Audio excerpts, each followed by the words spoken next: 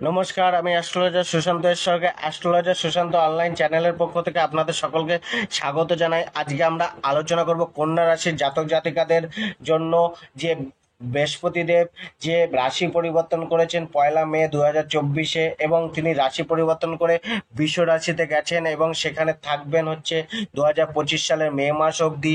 তো এর এই এক বছরের এই বৃহস্পতিদেবের রাশি পরিবর্তনের প্রভাব তুলা কন্যা রাশির জাতক জাতিকাদের কতটা পজিটিভ হবে, কতটা নেগেটিভ হবে, কতটা সচেতনতা রাখা উচিত এবং এই বৃহস্পতি দেবের এই স্থানের প্রতিকার কি, সেটা আমরা ভিডিওর লাস্টে আলোচনা করব। আর সম্পূর্ণ ভিডিওটি আপনারা মনোযোগ দিয়ে দিয়ে শুনুন যে আপনাদের ক্ষেত্রে কন্যা রাশির জাতক জাতিকাদের ক্ষেত্রে কতটা পজিটিভ ফল, কি কি জায়গায় পজিটিভ ফল মিলতে চলেছে, কোন কোন জায়গায় শোধরানো উচিত, ইমপ্রুভমেন্ট করা উচিত, সেই সম্বন্ধে আপনাদের একটা জেনারেল আলোচনা করা হবে। তো এখানে আপনারা এই ভিডিওটির সাথে যুক্ত থাকুন।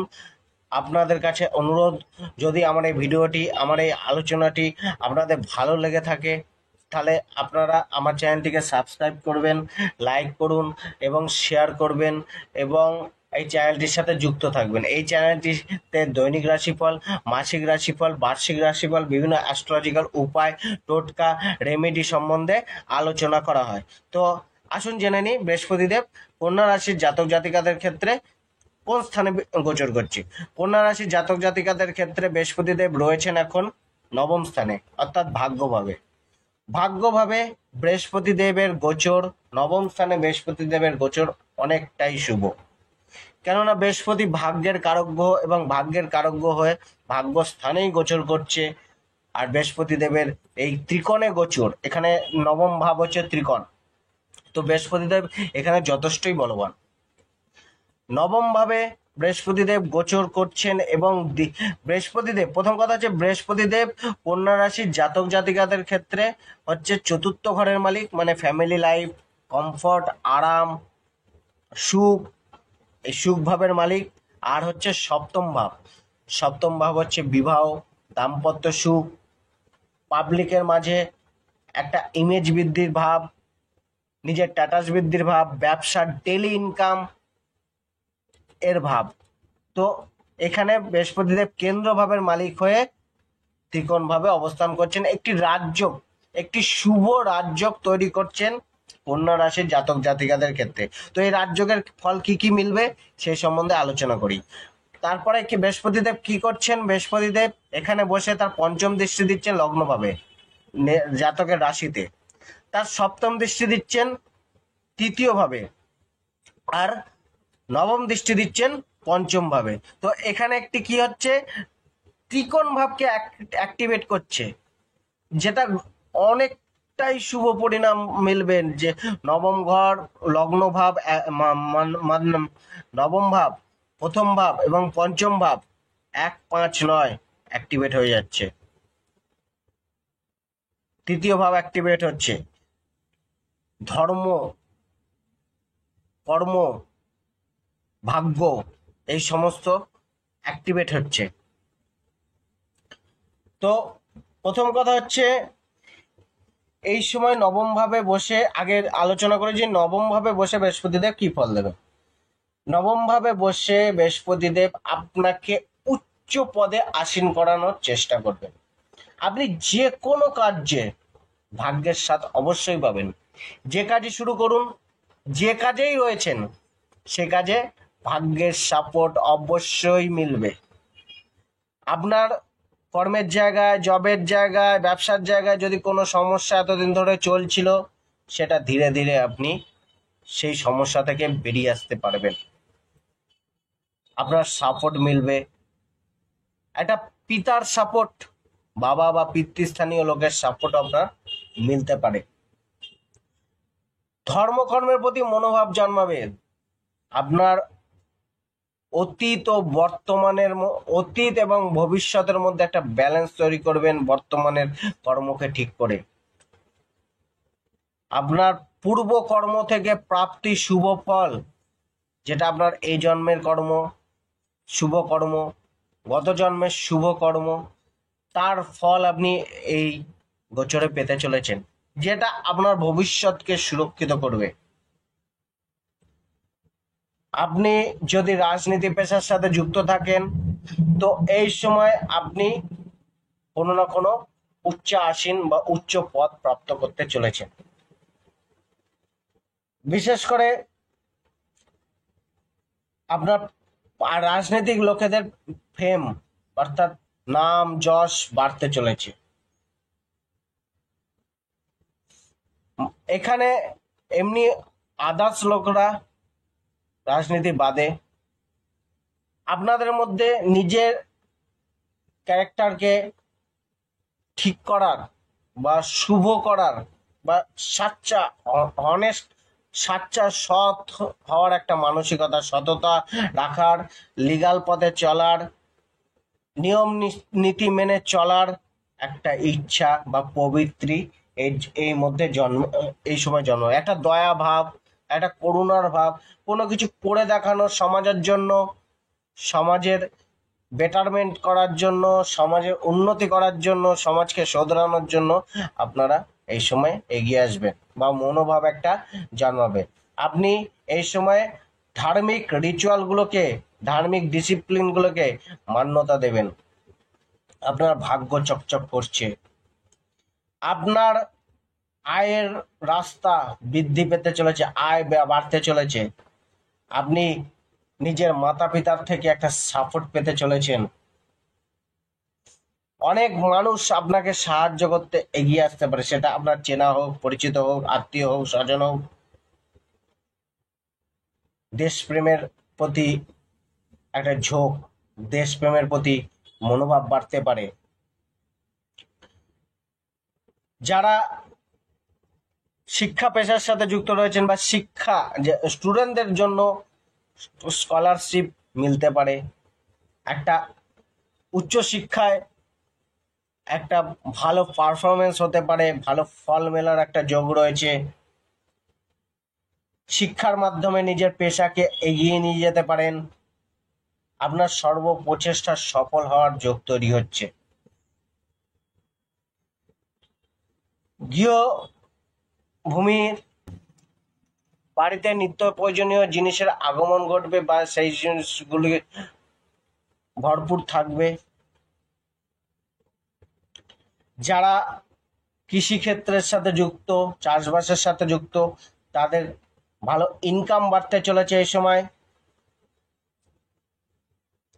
আপনার সর্বপ্রকারের বাধা থেকে, আপনি মুক্ত হতে চলেছেন। আপনার যদি দীর্ঘ কোর্ট কেস চলে, কোনো শত্রুর দ্বারা আপনার ক্ষতি হয়ে চলেছিল, তাদের থেকেও একটা মুক্তির রাস্তা আপনারা মিলতে পারে। এবার বৃহস্পতি দেবের যে দৃষ্টি লগ্নভাবে যখনই বৃহস্পতি দেব পঞ্চম দৃষ্টি দিচ্ছে নবম ভাব থেকে, তো ধর্মের প্রতি মনোভাব বৃদ্ধি করবে। আপনার মধ্যে দয়াশীল মনোভাব, দানশীল মনোভাব বৃদ্ধি করবে। আপনার মধ্যে সঠিক জ্ঞানের বৃদ্ধি করবে। আপনার মধ্যে নতুন কিছু করার বা বর্তমান পরিস্থিতিকে পরিবর্তন করার একটা উপায় বা একটা ইচ্ছা আপনার মধ্যে দেবে। প্র্যাকটিক্যাল জ্ঞান দেবে, বাস্তবিক জ্ঞান আপনার নলেজকে বৃদ্ধি করবে, আপনার সম্মানকে বৃদ্ধি করবে, আপনার মধ্যে লিডারশিপ কোয়ালিটি দেবে, আপনার ইগোও কিছুটা বাড়বে। তো এই বিষয়টা আপনার একটু সচেতন হওয়া উচিত। তাছাড়া বৃহস্পতিদেব এই স্থানে পজিটিভ রেজাল্টই দেয়। বৃহস্পতি দেবের সপ্তম দৃষ্টি পড়ছে তৃতীয় ভাবে। তো তৃতীয় ভাবে যখনই সপ্তম দৃষ্টি পড়ে, তো সেক্ষেত্রে তৃতীয় ভাব হচ্ছে আমাদের ভাই বোনের ভাব, প্রচেষ্টার ভাব, পরাক্রমের ভাব। তো আগে বলা হয়েছিল যে আপনার সর্ব প্রচেষ্টা সফল হতে দেখা দেবে। ভাই বোনের একটা বিশেষ সাপোর্ট মিলবেন। যাদের ভাই বোনের সাথে এতদিন দ্বন্দ্ব চলছিল, সেই দ্বন্দ্ব মিটতে পারে, তারা আপনাকে সহযোগিতা করতে পারে, তাদের থেকে বিশেষ লাভ মিলতে পারে। তৃতীয় ভাব হচ্ছে কমিউনিকেশনের ভাব, যোগাযোগের ভাব। তো আপনার নতুন কোনো সুযোগ, যোগাযোগ, কমিউনিকেশন বাড়তে পারে। অনলাইন রিলেটেড কোনো কার্যের সাথে যুক্ত থেকে আপনার বিশেষ লাভ মিলতে পারে। তৃতীয় ভাব হচ্ছে আমাদের ছোটোখাটো যাত্রার ভাব, তো আপনি এই সময় ছোটোখাটো যাত্রা, ডেলি যাত্রা এগুলো করতে পারেন, বা যাত্রা থেকে বিশেষ লাভ মিলতে পারে। ধার্মিক ধার্মিক যাত্রা এই সময় হতে পারে। তো ওভারঅল বৃহস্পতি দেবের এই স্থানে গোচর অনেকটাই শুভ। আপনি একটা সহযোগিতা একটা সহযোগিতা সবসময় আপনার মিলতে পারে। বৃহস্পতি দেবের দৃষ্টি, আরেকটি দৃষ্টি পড়ছে পঞ্চম ভাবে। তো পঞ্চম ভাবে বৃহস্পতি দেবের দৃষ্টি হচ্ছে, পঞ্চম ভাব হচ্ছে আমাদের ন্যাচারাল স্কিল। আমরা যে কোনো স্কিলকে অর্জন করি তার ভাব। তো আমরা কোনো না কোনো স্কিল, কোনো না কোনো ডিগ্রি অর্জন করব, বা অর্জন করার ইচ্ছা জন্মাবে। আমাদের উপস্থিত বুদ্ধি, আমাদের বুদ্ধিমত্তা, আমাদের ট্যালেন্ট বাড়বে, আমাদের মধ্যে প্রখর বুদ্ধি। আপনাদের এই সময় আপনাদের প্রখর বুদ্ধি সম্পন্ন আপনারা থাকবেন। আপনাদের দিমাগকে ইউজ করে, মস্তিষ্ককে ইউজ করে আপনারা এগিয়ে যেতে চাইবেন, এগিয়ে যেতে পারবেন। মস্তিষ্কের পাওয়ার ক্ষমতা, মস্তিষ্কের ভাবনা চিন্তা বাড়বে, ট্যালেন্ট বাড়বে। পঞ্চম স্থানে দৃষ্টি দেওয়ার ফলে গৃহে নতুন চাইল্ড বার্থ, মানে পঞ্চম ভাবে দৃষ্টি দেওয়ার ফলে একটা সন্তান উৎপাদনের ক্ষমতা বাড়াবে। যারা নিঃসন্তান দম্পতি বা যাদের সন্তান নেওয়ার প্ল্যানিং চলছিল, তারা এই সময়টা কাজে লাগাতে পারেন। তাদের কোনো না কোনো সন্তান তাদের পরিবারের জন্ম নিতে পারে, বা সন্তানদের থেকে আনন্দ মেলার যোগ রয়েছে। সন্তানদের থেকে অ্যাটাচমেন্ট বাড়তে পারে। সন্তানদের সাথে কোনো যদি বিবাদ চলছিল, সেই বিবাদও সমাপ্ত হতে পারে। তো সব মিলিয়ে এখানে বৃহস্পতিদেব অনেকটাই পজিটিভ ফল আপনাদের দিচ্ছে। শুধু প্রতিকার হিসাবে বলা যায়, ধর্মকর্মের প্রতি মনোভাব রাখুন। ধর্মীয় নিন্দার সাথে নিজেকে যুক্ত রাখবেন না। ধর্মীয় রিচুয়ালগুলিকে, আপনার পারিবারিক রিচুয়ালগুলিকে মান্যতা দিন, সেগুলোর প্রতি সমালোচনা করবেন না। পিতৃস্থানীয় লোকেদের, গুরুজনদের সেবা করুন, তাদেরকে সম্মান করে চলুন। সেক্ষেত্রে বৃহস্পতিদেব অনেকটাই সন্তুষ্ট হন এবং আরও বেটার ফল দেওয়ার চেষ্টা করেন। গুরুজনদের নিন্দায়, গুরুস্থানীয় লোকের নিন্দায় যাবেন না। ধার্মিক স্থানে কিছুটা দান করুন, নিজের শ্রম দান করুন। মন্দির মসজিদে মাঝে মাঝে ভিজিট করুন। যে যে ধর্মকে মান্য করেন, ধর্মকর্মের মনোভাব রাখুন। নিজের কর্মকে ঠিক করুন। প্রথম কথা, কর্মকে ঠিক করুন, সৎ কর্ম করুন। কোনো ইললিগাল অ্যাক্টিভিটিস করবেন না, যেখানে কিন্তু বৃহস্পতিদেব অনেকটাই অসন্তুষ্ট হবেন।